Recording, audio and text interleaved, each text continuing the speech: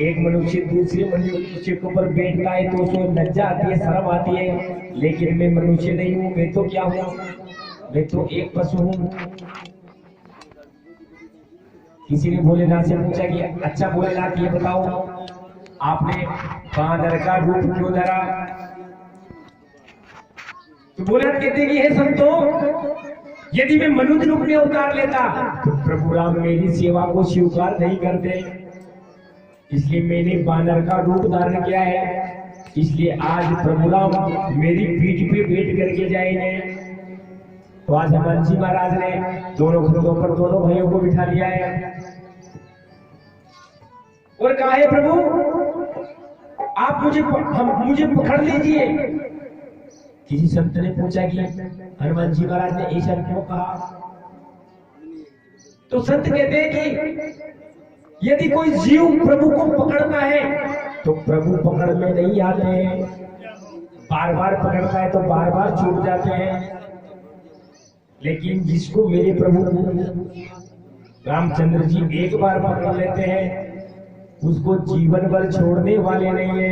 तो हनुमान जी महाराज कहते हैं प्रभु यदि मैं आपको पकड़ूंगा और मेरी पकड़ने की ढीली हुई तो आप छूट करके भाग जाएंगे, इसलिए हे प्रभु क्या करें, आप मुझे ही पकड़ लीजिए, और जब आप मुझे पकड़ोगे तो मैं आपकी पकड़ से छूटने वाला नहीं।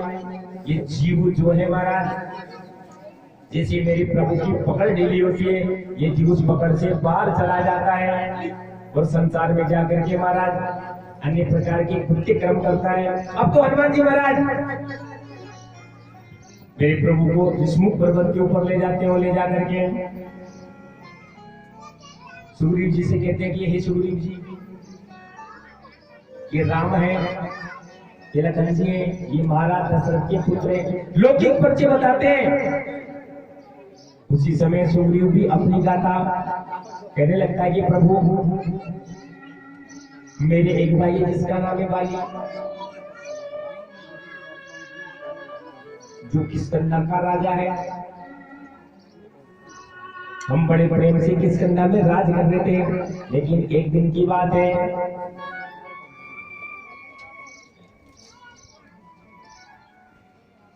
नाम तुम्हारा तारणहारा, कब तेरा दर्शन होगा, कब तेरा दर्शन होगा। क्या हो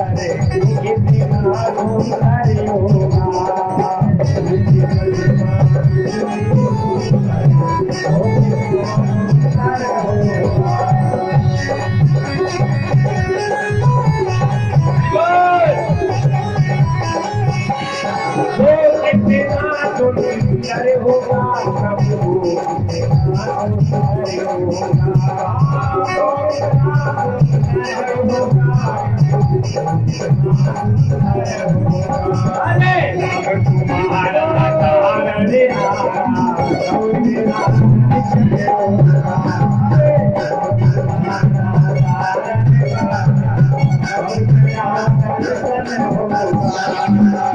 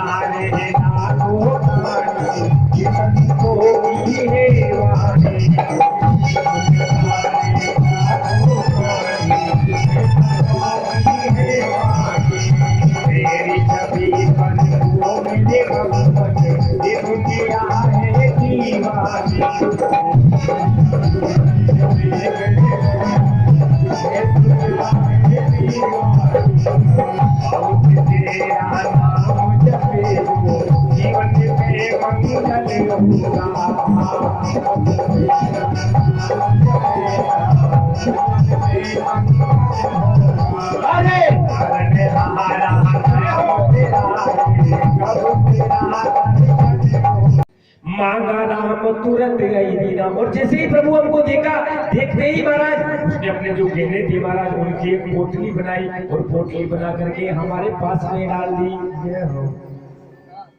प्रभु ने कहा कि ये सुग्रीव जी वो पोटली मुझे ला करके दिखाइए। मांगा राम तुरंत दीना बट बुढ़ला ये सोची अति कीना। तुरंत महाराज सुग्रीव ने वो पोटली ला कर दी। मेरे प्रभु राम ने देखेंगे तो मेरी जानकी जी के वस्त्र हैं, मेरी जानकी जी के गहने हैं। देख करके समझ गए सब, सुग्रीव को सब बात बताई। आगे सुग्रीव जी कहते कि ये प्रभु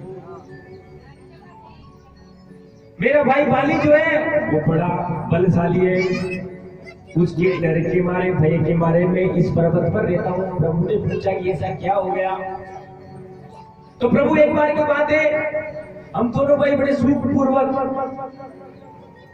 राज कर रहे थे। तो किसी भी शासक ने आके महाराज बाली को ललकारा कि हे बाली बाहर निकल, मैं तुमसे युद्ध करना चाहता हूँ। एक मायावी नाम का दैत्य आया महाराज, उसने ललकार लगाई, हे बाली क्या स्त्री की गोदी में सोया हुआ है? अरे बाहर निकल, मैं देखना चाहता हूँ तेरी भुजाओं में कितना बल है। महाराज आज मेरी भाभी तारा जो है अनेक प्रकार से महाराज बाली को समझाती है, लेकिन बाली नहीं मानता है। और रात्रि के तीसरे पैर में बाली अपने पुर से बाहर आ जाता है। और जैसे वो वायवी नाम का राक्षस बाली को देखता है महाराज तो भागने लगता है। और भागते भागते महाराज कहाँ चला जाता है? एक गुफा के अंदर जाकर के छिप जाता है। और बाली भी उसके पीछे चला जाता है। और जैसे जैसे मैं पीछे जाता हूँ तो बाली कहता है कि सुग्रीव जब तक मैं नहीं आऊं तब तक इस गुफा के द्वार पर मेरा इंतजार करना। इस प्रकार प्रभु एक दिन बीता, 2 दिन बीता महाराज, 5 दिन बीत गए, 10 दिन बीत गए, 13 दिन बीत गए। इस प्रकार महाराज धीरे धीरे 15 दिन बीत गए, लेकिन बाली गुफा से बाहर नहीं आया। जब महाराज बाली गुफा से बाहर नहीं आया तो 15 दिन बाद मैंने देखी कि एक बहुत बड़ी रक्त की धारा, खून की नदी उस गुफा से बाहर आ रही है। तो मैंने मन में विचार किया कि जरूर आज मेरा भाई बाली उस वायव के हाथ मारा गया, और यदि मैं राजधानी नहीं लौटूंगा तो मुझे भी मार डालेगा। इस प्रकार का मन में विचार करके महाराज सुग्रीव जी जो थे एक बहुत बड़ा पत्थर को उठा करके उस गुफा को बंद कर दिया। बंद करके महाराज अपने नगर को चले गए। नगर के जो मंत्री थे उन्होंने कहा महाराज राजा का जो सिंहासन है वो खाली हो चुका है, इसलिए आप क्या राजा बन जाइए। अब तो महाराज सुग्रीव जी को राजा बना दिया गया। सारे काम प्रेम से चलने लगे, लेकिन एक महाबाद वही वाली उस मायावी को मार करके महाराज आज गुफासी बाहर आता है और अपनी राजधानी में आके देखता है तो क्या देखता है कि सुग्रीव तो राजा बना बैठा हुआ है।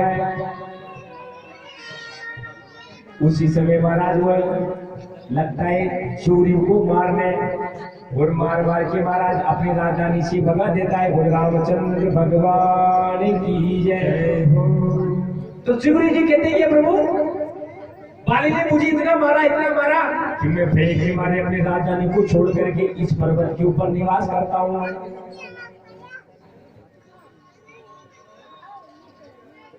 तो मेरे प्रभु ने पूछा कि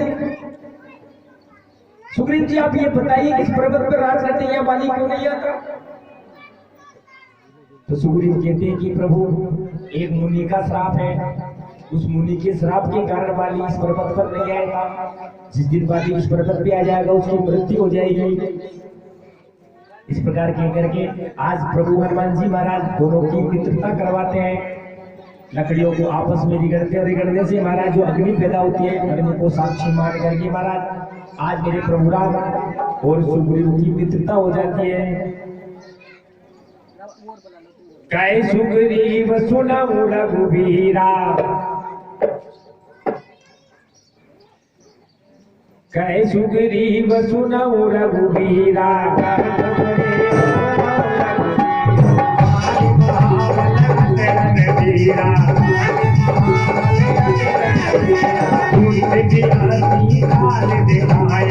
मेरे प्रभु राम लाला कहते हैं कि हे सुग्रीव जैन मित्र दिन हो दुखारी, जो मित्र के दुख को देख करके दुखी नहीं होता तीन ही भी लोग है उनको विशेष प्रकार का अपराध लगता है। इसलिए मित्र मैं तेरी सहायता करूंगा। और सुग्रीव जी को कहता है कि प्रभु आप मेरी सहायता करोगे। जिन आशीष आई तेसठ करत करत मिताई, मैं आपकी सहायता करूंगा। लेकिन प्रभु आप मेरी सहायता तो करोगे, लेकिन मुझे संदेह है आप मेरी सहायता किस प्रकार करोगे। बाली तो बहुत बलवान है। अरे कैसे बलवान है महाराज। तो सुग्रीव जी कहते कि हे प्रभु एक बार रावण के और बाली के युद्ध हो गया। अब तो महाराज घोर जब युद्ध होने लगा महाराज, तो उस युद्ध में बाली जीत गया, रावण परास्त हो गया।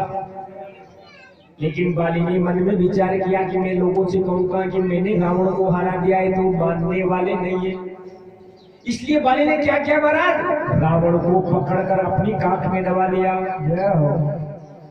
और दबा करके महाराज बाली जहां भी जाता रावण को अपने साथ ही ले जाता। लोगों को पता लग गया कि बाली महाबलशाली है, जिसने रावण जैसा योद्धा को जीत लिया है।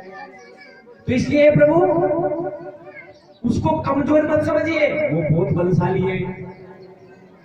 लेकिन महाराज आज मेरे भोलेनाथ कहते कि हुआ बाली प्रभु राम के काम करने के लिए पृथ्वी पर अवतरित हुआ था। ये इंद्र का ही प्रतिरूप है, इंद्र का बेटा है बाली। लेकिन महाराज गलत संगति में पड़ने के कारण रावण ने इससे मित्रता कर ली महाराज। इसके कारण इसके विचार बिगड़ गए, इसलिए राम के कार्य को नहीं कर सकता। आगे सुग्रीव जी कहते हैं कै सुग्रीव सुनऊ रघुबीरा, कै सुग्रीव सुनऊ रघुबीरा, बाली महाबल रणधीरा।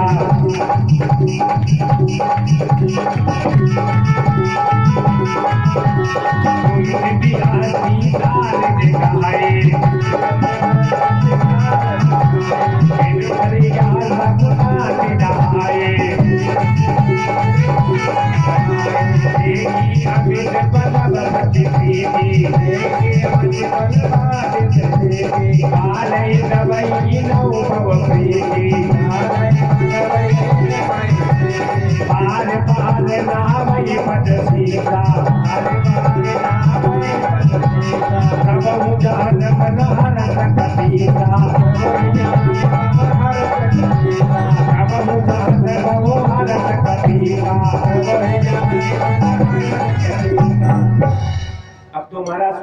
कहा कि हे रघुवीर जी सुनिए, बाली महाबलशाली है और अत्यंत रणधीर है। फिर सुग्रीव ने राम जी को दुंदुभी राक्षस की हड्डियां बताई। हे प्रभु, ये दुंदुभी जो नाम का राक्षस है उनकी हड्डियों को देखिए। बाली एक लाख में इन हड्डियों को कई सैकड़ों कोस दूर फेंक देता है। और ये प्रभु जो आप ये ताल के वृक्ष देख रहे हो, ये बाली जो है एक ही बाण में सारे 7 ताल के वृक्षों का भेदन कर देता है। जैसे मेरी प्रभु राम ने दुंदुभी की हड्डियों को देखा महाराज, जोर से लात मारी, लात मारते हुए हड्डियां वहां से उठ करके अन्यत्र चली गई। और जैसे मेरे प्रभु राम ने आज बाण चलाया महाराज, एक बाण के चलते वो सातों के साथ जो ताड़ के वृक्ष से महाराज कट करके नीचे गिर गए। उसको देख करके आज सुग्रीव को विश्वास हो गया कि जरूर बाली को मार सकते हैं। अब तो महाराज ले सुग्रीव संग रघुनाथा, चले जा बधाई के गए आधा। मेरे प्रभु ने कहा कि हे मित्र जाओ जाओ और जाकर के बाली से युद्ध करो। तो सुग्रीव जी कहते कि प्रभु वो बाली तो बहुत बलशाली है, मुझे मार डालेगा। अरे नहीं, जाओ मित्र, मैं तुम्हारी रक्षा करूंगा। अब तो महाराज सुग्रीव जी महाराज जो है बाली को जाकर के ललकारते हैं, अरे बाली बाहर निकल, मैं तुझसे युद्ध करना चाहता हूँ। तो तारा समझाती कि हे प्रभु आज युद्ध करने के लिए मत जाइए। अरे क्यों मत जाइए? मेरे सेवकों से सुना है कि 2 राजकुमार आए हैं, एक का तो गोर बने और एक का श्याम बने। और किसी से मैंने सुना है कि वो दोनों नर नारायण हैं, जिन्होंने ताड़का स्वभाव का वध कर दिया महाराज, जिन्होंने खरदूषण को भी मार डाला, जिन्होंने महाराज देखते ही देखते शिव जी के धनुष को खंड खंड कर दिया। वो सामान्य पुरुष नहीं हो सकते। इसलिए प्रभु आप आज युद्ध के लिए मत जाइए। तारा अनेक प्रकार से महाराज बाली को समझाते, लेकिन बाली नहीं मानता है और युद्ध के लिए आ जाता है। आकर के महाराज दोनों भाई बड़े जोर से युद्ध करते हैं, लेकिन बाली तो बलशाली था महाराज। बाली ने सुग्रीव की अच्छी तरह से पिटाई की महाराज, जोर से मारने लगा। और मेरे प्रभु राम अपने धनुष पर बाण चला करके बाली को मारने के लिए तैयार है, लेकिन नहीं मार रहे। क्या कारण है? अरे प्रभु, आज मेरे प्रभु बाली को मारने के लिए तत्पर है, लेकिन मार नहीं रहे। इसका सबसे बड़ा कारण है महाराज कि दोनों भाई एक जैसे ही दिखते थे। इसका फायदा उठा करके महाराज आज बाली ने सुग्रीव को अच्छी तरह पिटाया। बलिहारी राघव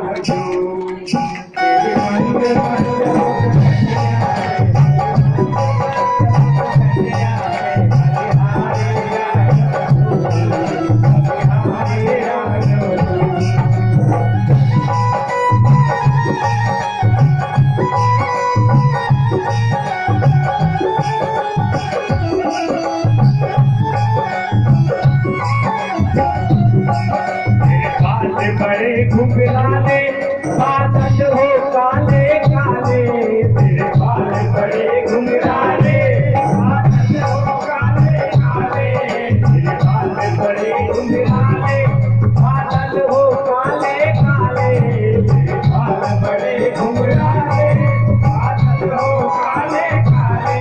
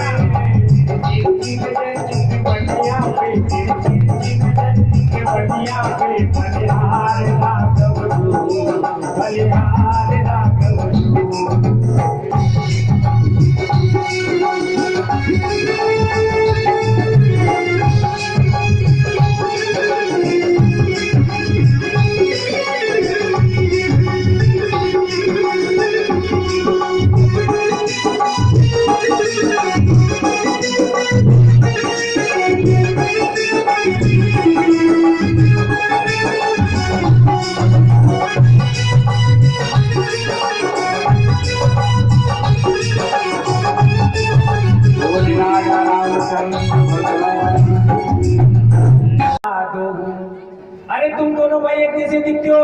ते ब्रह्म ते नहीं मारे सो, इसलिए मैं बाली को नहीं मार सका। कर पर सा सुग्रीव शरीरा, तनवा को खुल गया स्वरूपीरा। तो शिव ने कहता है प्रभु, अरे मैं वहां से नहीं भागता तो बाली आज मेरा बंद कर देता। अरे मैं वहां से भाग करके बड़ी मुश्किल से प्राणों को बचा करके आया हूं। प्रभु वो बहुत बलशाली है। भगवान ने जैसे ही सुग्रीव जी के ऊपर हाथ का स्पर्श किया है महाराज, सुग्रीव जी महाराज की सारी पीड़ा समाप्त हो गई। और अपने गले से हार उतार करके आज मेरे प्रभु ने सुग्रीव को बना दिया। मेरी कंठ सुमन के माला, पटवा पुण्य बल दे विशाला। और आशीर्वाद दे दिया कि जाओ सुग्रीव, अब की बार मैं बाली का जरूर वध करूंगा। अब तो हमारा सुग्रीव फिर जाता है, फिर बाली बदल जाता है। बाली बार आओ, मैं तुमसे युद्ध करना चाहता हूँ। बाली कहता है कि अरे सुग्रीव, एक बार तो मैंने तुझे छोड़ दिया था, लेकिन मैं अब तुझे छोड़ने वाला नहीं। आज तो तेरे प्राण लेकर ही रहूंगा। अब तुम्हारा दोनों भाई आपस में भिड़ने लगते हैं और आपस में लड़ने लगते हैं महाराज। उसी समय मेरे प्रभु एक पेड़ की ओर में छिपे हुए हैं और वहां से क्या करते हैं महाराज, कि जिस प्रकार एक शिकारी अपने शिकार पर छिप करके वार करता है, उसी प्रकार आज मेरे प्रभु राम बाली के ऊपर धनुष को बाण को संघान करते हैं। और जैसे ही बाण का संघान करते हैं महाराज, वो बाण सीधा बाली की छाती में जाकर के लगता है। और जैसे महाराज आज बाली को बाण लगाए महाराज, उसी प्रकार वो प्रसिद्ध राम से गिर पड़ा।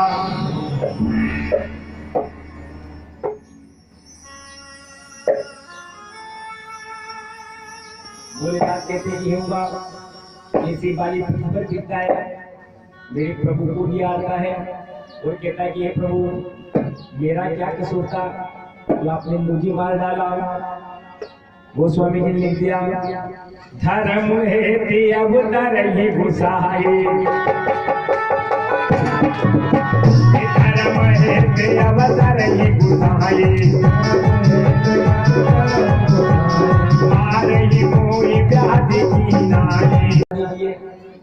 आपने मुझे किस कारण से मारा है? आज मेरे प्रभु चुप है, जवाब नहीं दे पा रहे।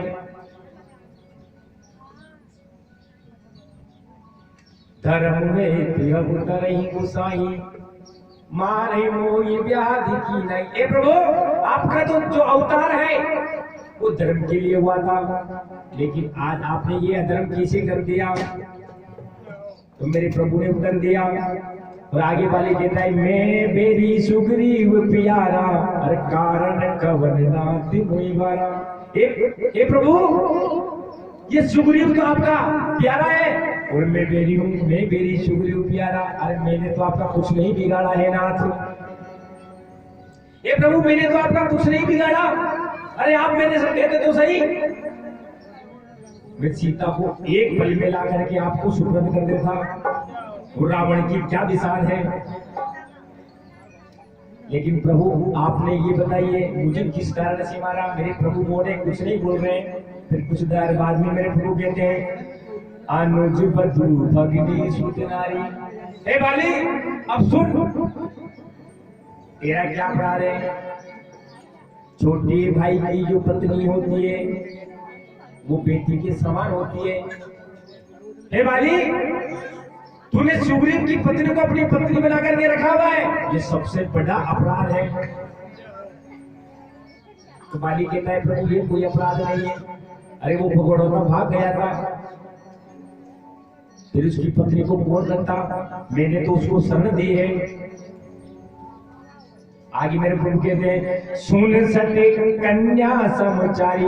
अरे बाली, छोटे भाई की जो पत्नी होती है वो अपनी बेटी के समान होती है, लेकिन तूने उसे अपनी पत्नी बना करके रखा, ये सबसे बड़ा अपराध है। तो फिर बाली ने फिर पूछा कि प्रभु आप कौन होते हो दंड देने वाला? दंड देने वाला तो राजा होता है। बाली पूछता है कि प्रभु आप राजा थोड़े ही हो जो मुझे दंड दे रहे हो। तो मेरे प्रभु श्री राम कहते हैं कि अरे अधम, ध्यान से सुन, इस पूरी पृथ्वी का राजा कौन है? भरत। क्योंकि उस समय एक छत्र राज्य किसका था महाराज? दशरथ जी महाराज का एक छत्र राज था और उनके सिंहासन में कौन बैठा हुआ है? आज भरत राज्य कर रहा है। तो राम जी कहते हैं कि हे दुष्ट, इस पूरी पृथ्वी भूमंडल का राजा कौन है? भरत है, और मैं भरत का अनुगामी हूं, और मैं उसके आदेश से दुष्टों को दंड देने के लिए जंगल में आया हूं, इसलिए मैंने तुझे मारा है। और संत कहते हैं कि एक इससे सबसे बड़ा कारण क्या था महाराज? संतों ने गोस्वामी जी पूछा कि गोस्वामी जी ये बताइए कि भगवान को 14 वर्ष का वनवास ही क्यों लगा? वो माई 13 वर्ष का भी तो दे सकती थी, और महाराज 15 वर्ष का भी तो दे सकती थी, लेकिन 14 वर्ष का ही वनवास क्यों दिया? बढ़िया भाव संतों का। संत कहते हैं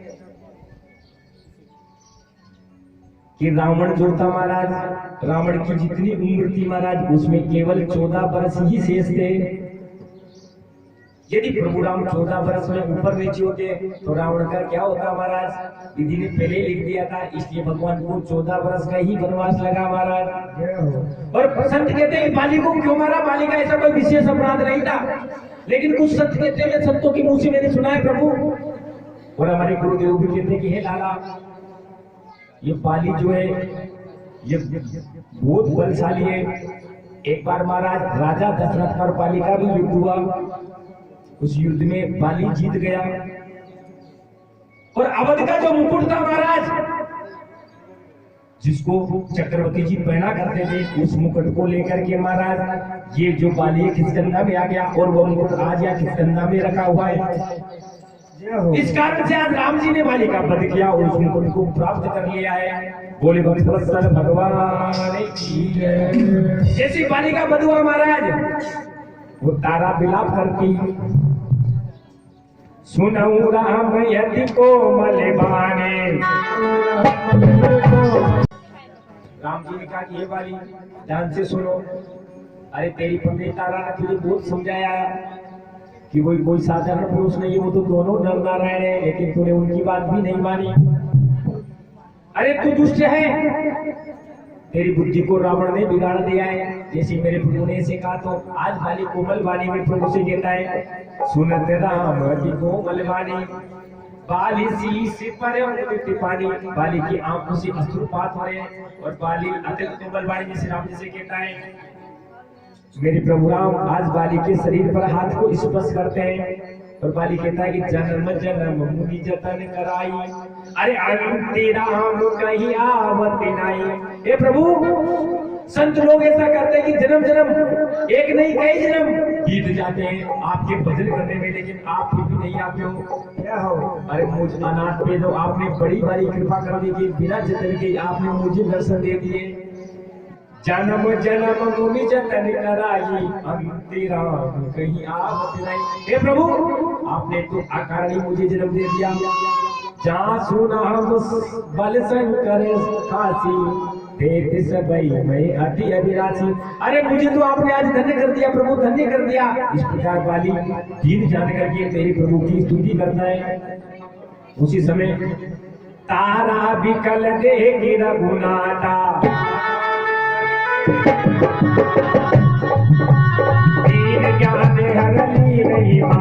बाली के भाई के प्रभु, अब मैं इस देह को छोड़ने वाला हूँ।